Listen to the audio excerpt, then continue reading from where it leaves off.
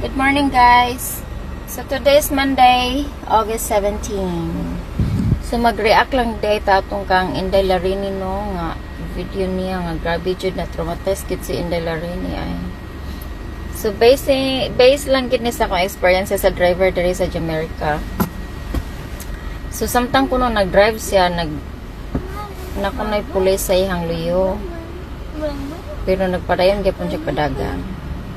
So ako ang nabalaan din higod once nga na sila sa imong luyo nya ilang light is on kanang mag-blue kanang blue once the on mo pull over jud ka kay kung di ka mo pull over it means na nga para nila nakadautan nga gibuhat like something ana mo na ilahang rules diri.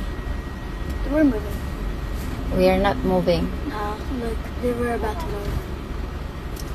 So, mo na guys.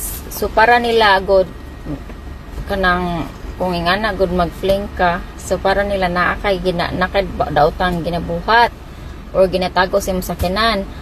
So, maybe na speeding sila rin ni wala lang siya kabalo or I don't know.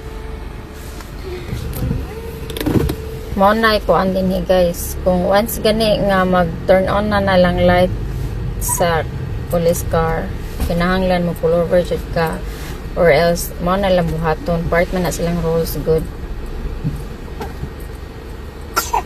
So ginabo mo silang car. So mo na siya guys dapat unta na pull over sina continue mo gud siya drive mausad karon na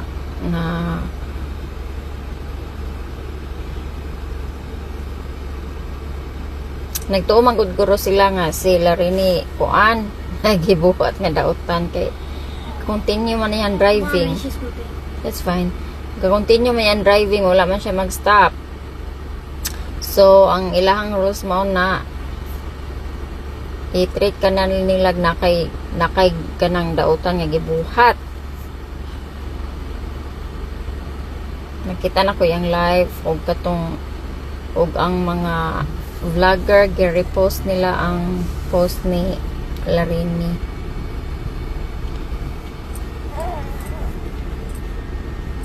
Yeah, especially ting klase sad guys kinahanglan kuan lang gyud ka kanang di ka pa kusog padagan.